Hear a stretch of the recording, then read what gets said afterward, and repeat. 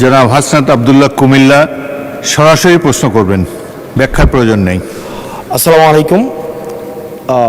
যেহেতু শিক্ষা নিয়ে কথা হচ্ছে, আমাদের বর্তমানে মাননীয় স্পিকার, আমরা যদি বর্তমান শিক্ষা ব্যবস্থা দেখি, আমাদের এন্ট্রান্স ইনস্টিটিউশনগুলোতে বিশেষ করে প্রাথমিক শিক্ষায় আমরা দেখছি যে ভর্তি প্রক্রিয়াতে আমাদের এখন দুইটা পদ্ধতি প্রচলিত ছিল। এডমিশন বাই মেরিট আগে প্রচলিত ছিল, এখন সেটা কনভার্ট হয়েছে এডমিশন বাই লটারির মাধ্যমে এখানে বাচ্চাদেরকে ভর্তি করা হয়।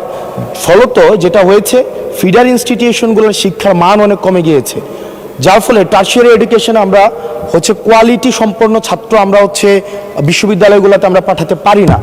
এখন মাননীয় মন্ত্রী মহোদয়ের কাছে আমার প্রশ্ন থাকবে, এই যে প্রাইমারি স্কুলে বাচ্চাদেরকে ভর্তি করানোর ক্ষেত্রে আমরা কি ভর্তি প্রক্রিয়াটা আমরা পরিবর্তন করব কিনা, নাকি এই যে এডমিশন বাই লটারির মাধ্যমে আমরা নিব এবং মেরিটকে আমরা সবসময় দমায় রাখবো, নাম্বার ওয়ান।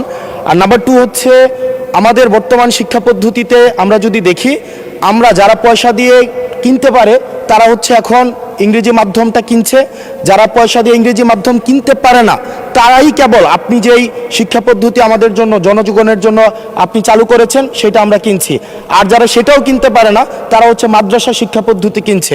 আপনার কাছে প্রশ্ন যে আমাদের বর্তমানে একটা দেশে এই তিনটা শিক্ষা পদ্ধতি যেটা অর্থনৈতিক অবস্থার উপরে নির্ভর করে চলে, এই তিনটা শিক্ষা পদ্ধতি জিয়ে রেখে আপনার কি মনে হয় যে আপনি একটা ইনক্লুসিভ শিক্ষা পদ্ধতি নিয়ে আমাদের দেশটাকে আগায় নিতে পারবেন? ধন্যবাদ।